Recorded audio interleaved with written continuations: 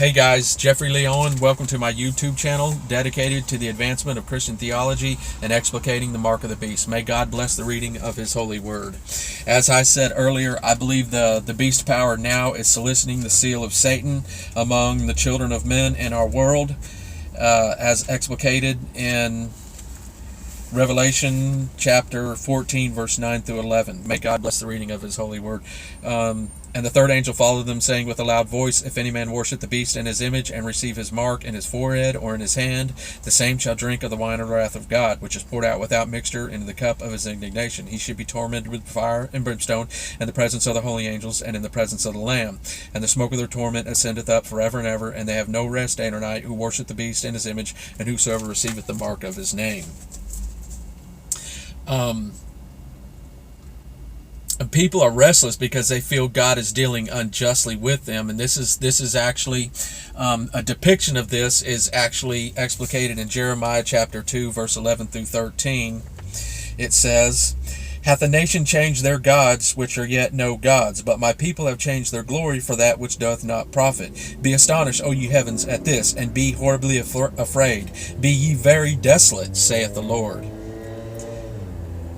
For my people have committed two evils. They have forsaken me, the fountain of living waters, and hewed them out cisterns, broken cisterns that can hold no water. This is the very manifestation of what's depicted in Romans chapter 1, verse 20 through 23 in God's holy word. It says, For the invisible things of him from the creation of the world are clearly seen, being understood by the things that are made, even his eternal power and Godhead, so that they are without excuse. Because that when they knew God, they glorified him not as God, neither were thankful, but became vain in their imaginations, and their foolish heart was darkened. Professing themselves to be wise, they became fools, and changed the glory of the uncorruptible God into an image made like to corruptible man. This is the very manifestation of the indwelt of God's presence, as depicted in Romans chapter 6, verse 12 through 14.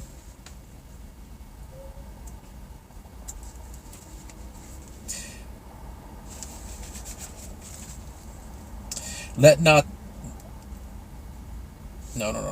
that's not it. It's actually Romans chapter 2. Verse 13 through 15, For not the hearers of the law are just before God, but the doers of the law shall be justified. For when the Gentiles which have not the law do by nature the things contained in the law, these having not the law are a law unto themselves, which shew the work of the law written in their hearts, their conscience also bearing witness, and their thoughts the meanwhile accusing or else excusing one another.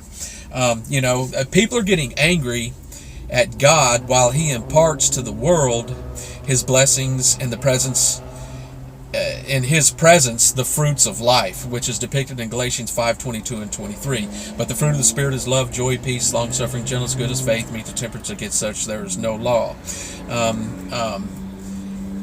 And the fact that people can perceive unrighteousness is a manifestation of the indwelt presence of God. And if people are cognizant of the fact that they're being dealt unjustly, are they placing the blame for that injustice? Are they placing it on God? Or are they placing it on the works of evil men? And that's the choice that people are making now. People are angry, and they're making this choice, and they're angry because they are cognizant of God's indwelt presence. They are cognizant of Romans chapter 1, verse 20 through 23, because in this passage it says that every man is cognizant of the presence of God. And but they're flaunting it, and it's the fact that they're angry that they feel that they're being dealt unjustly with, because the presence of the beast and its fornications and its the beast power works of evil in their lives is just a clear manifestation of the indwelt presence of the fruits of God's life residing within their lives. And the choice that every man has to make is, will they apply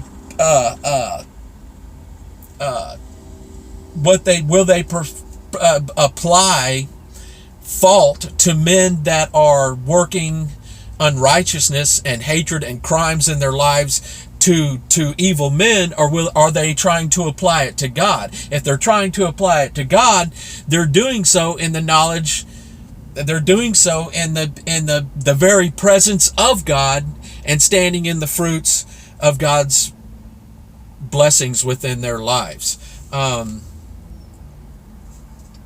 There's an old adage: if you're not part of the solution, you're part of the problem. And we have Romans chapter 7, verse 12 through 14.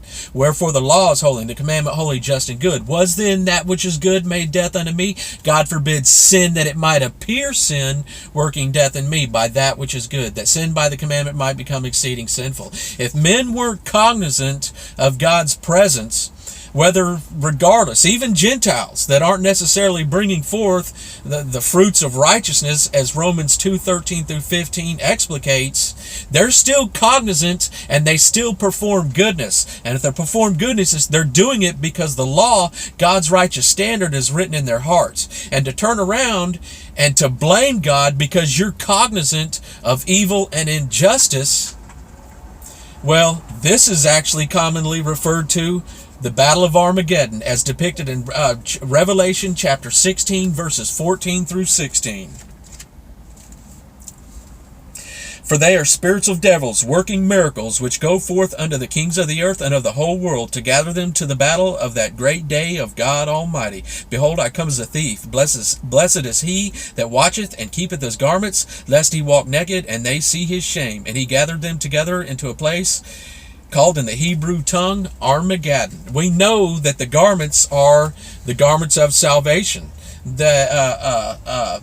as depicted in Ephesians 6:12 through 17 in the armor of God, and ultimately the robe of righteousness, Isaiah 61:10. I will greatly rejoice in the Lord. My soul shall be joyful in my God, for he hath clothed me with the garments of salvation. He hath covered me with the robe of righteousness. As a bridegroom decketh himself with ornaments, as a bride adorneth herself with jewels. And that's the hypocrisy right there. That's what's commonly referred to as the Battle of Armageddon. And as like I said, I believe that the beast power is now operational in our world, and it is actually soliciting the seal of Satan among all flesh, as Revelation 14, chapter 14, verses 9 through 11 explicates. If you were edified by this lesson, please hit the like button and subscribe to this channel to receive notifications of future installments. Thank you so much.